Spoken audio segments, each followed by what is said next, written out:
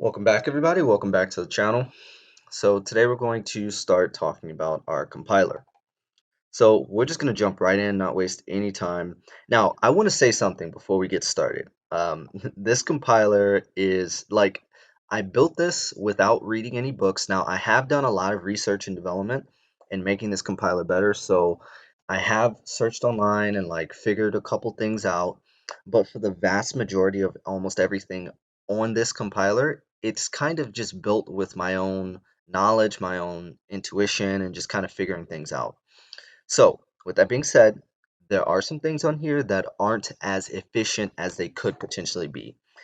And there's a number of reasons for that. It could be because I just don't have time, because this is a big ass project, or it could just be because of, I guess, my own incompetence. I guess, like, I'm not the smartest. But I will also say there's some things on here, like, this project is a little bit like me. There's some things on here that are just absolutely done geniusly.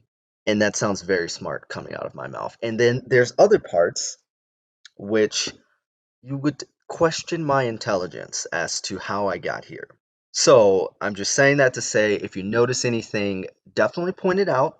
Won't have any issue with that.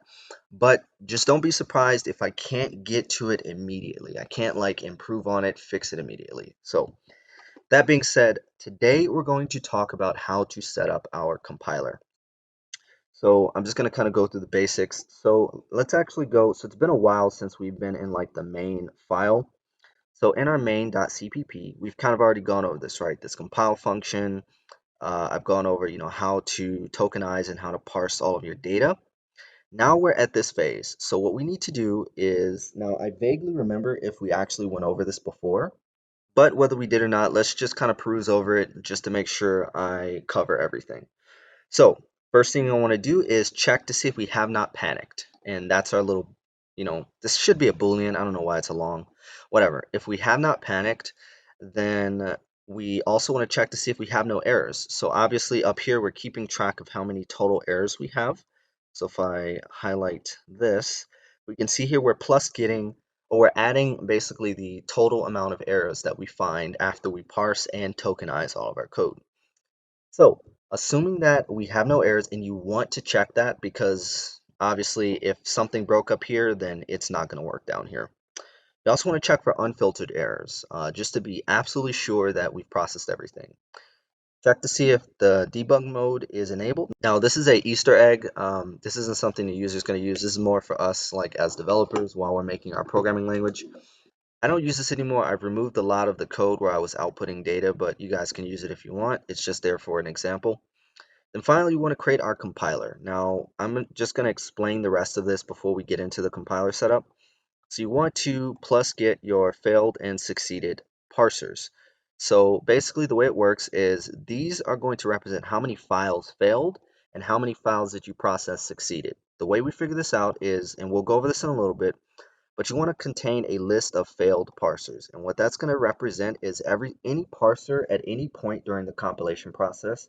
If it has failed, then we want to add that to the list. If it succeeded, then or in order to calculate the succeeded amount of files, we get the total amount of files and we subtract it minus the total amount of failed parsers. And of course, each parser is connected to a single file, so you can assume that this math will be correct.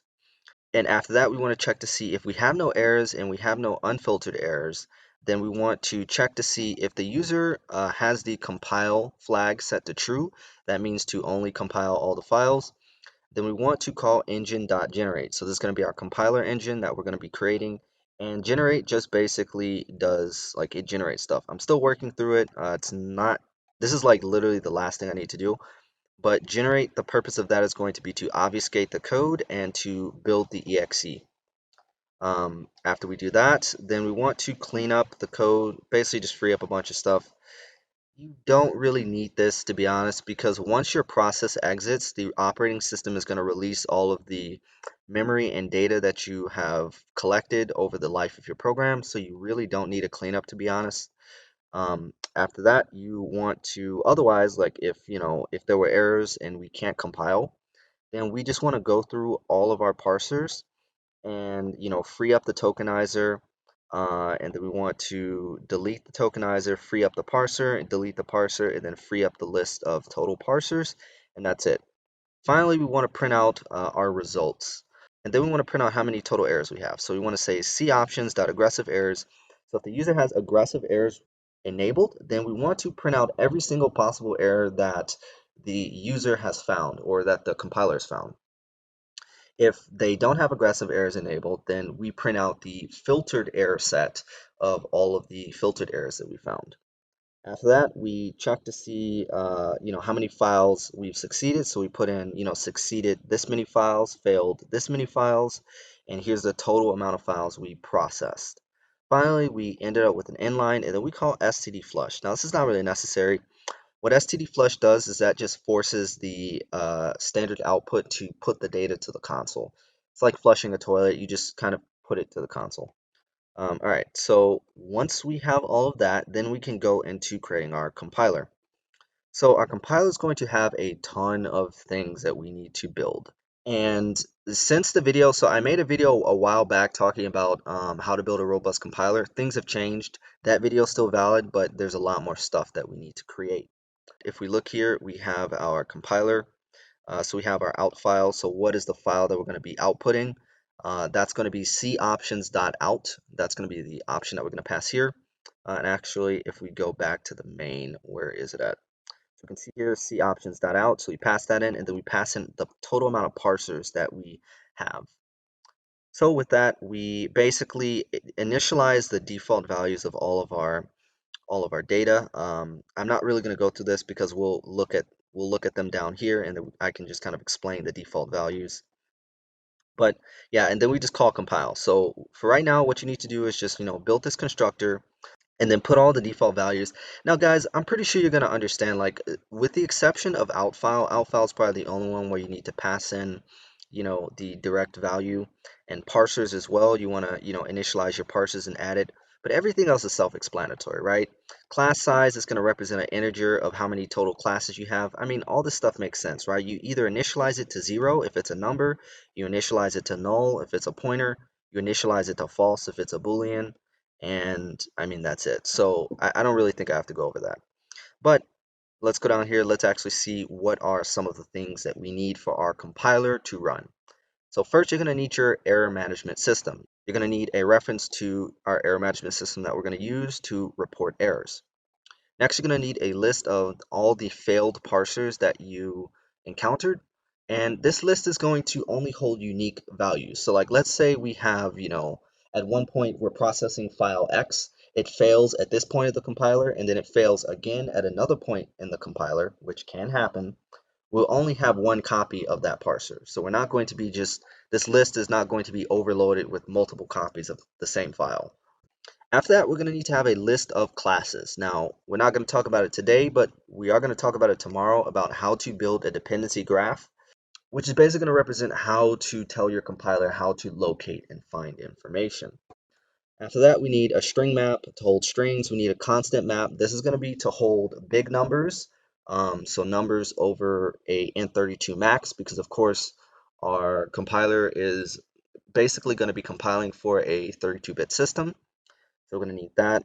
Also, we need to have a pointer to our main method. This is very important. So that explains itself. We, of course, need to have our list of parsers. That is defined up here. So that's what that is. After that, we need to have how many classes do we have, how many methods do we have, and how many thread locals do we have. Also, you're going to need to have a static GUID. So what this is this is a generated unique ID, and it just represents a really big number of just a random set of integers, right? So as we're going through our compiler, everything is going to have a GUID. This GUID is going to be used for our code obfuscator later on to obfuscate our code. So definitely add that. And then we have a bunch of other private values. So I think that's actually all of the fields. Am I correct? Yeah. Okay. So let's just kind of go through these fields really quick. So what we need is we need a panic Boolean. We need to have a main signature. Now what this is this is basically going to represent here. Let me go to, where is it at? Support, 0.805, platform, and platform. So what this represents is this represents which signature are we going to be executing for our main method. So main methods can come in multiple different forms. We can have a string where we have like a main string array and we pass it a var. We can have another main method that only has a string array and doesn't have a return type.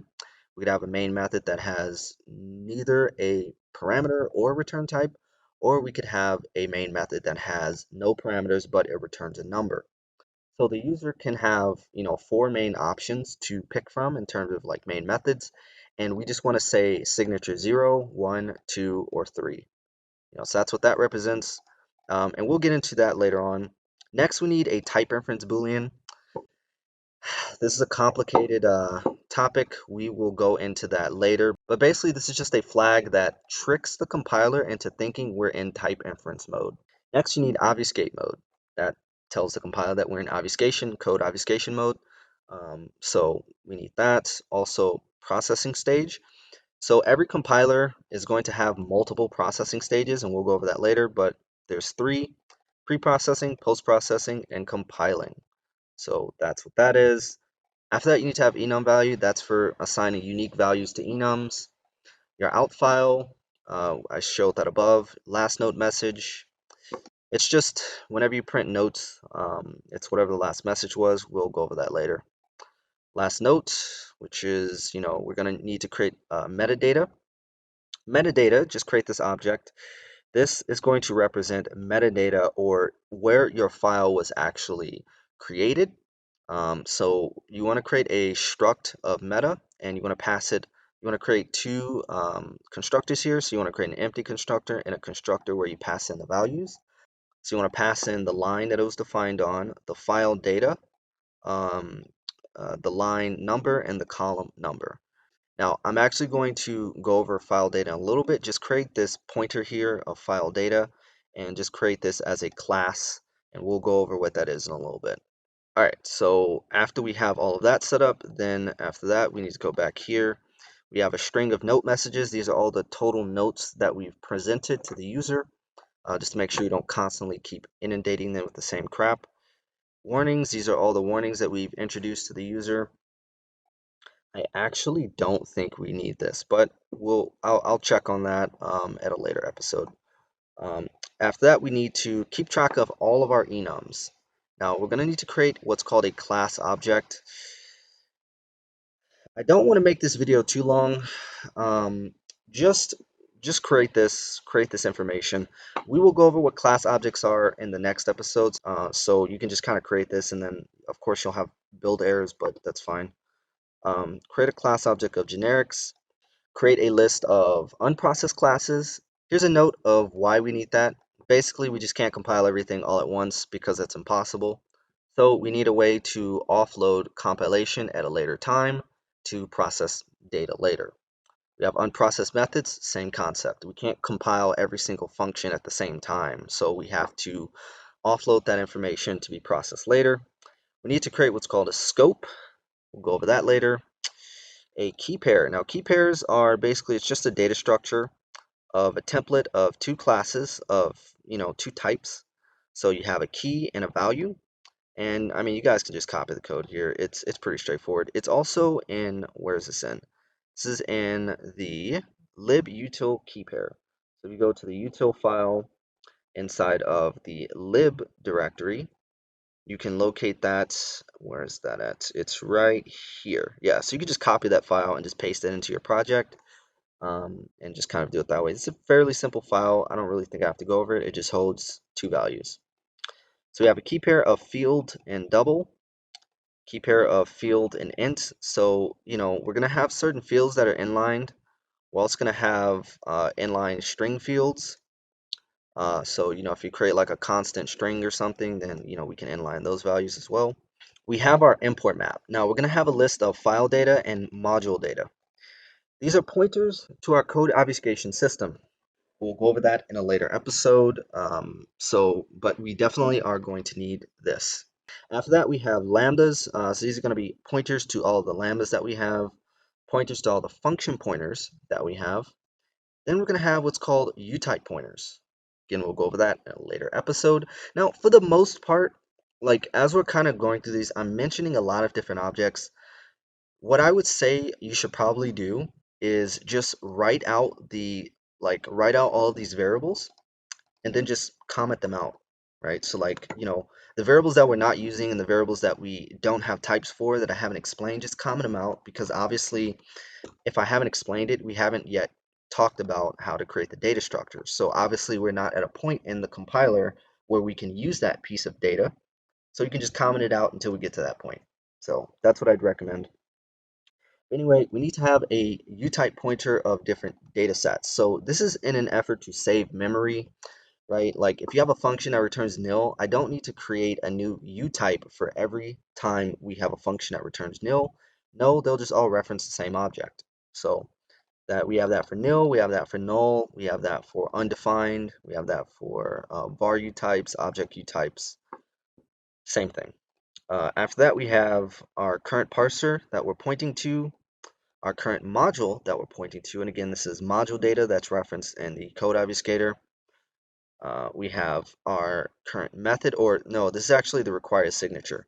So what this is for when we're processing data in our compiler. Let's say we have a function pointer that has a certain signature. Let's say we have a function pointer that has no parameters and returns an integer. Well, if we're going to assign that function pointer a value, we want the compiler to know what is the required signature that we need to resolve for that information to be assigned to it. So if we're saying, this function pointer is equal to a function inside of this class, we want to prioritize this signature that we're looking for in that class and see if we can find that. Again, we'll go over that later, so don't have to worry about it for now. Finally, we have static main inserts and TLS main inserts. Now, we'll go over this later. This is another thing that you can probably just comment out. We won't need this for a long time. What this is this is our cold holder. This is basically going to be just a fancy class that holds all of our generated code that we'll be using for our compiler. This is a very cool system that I have. I have code injectors and stuff in here. Don't need to worry about it. Just comment it out for now, but we definitely need both of those. And yeah, so that's it. So let's go into the compile and let's kind of do setup. So here, I'm gonna actually remove this.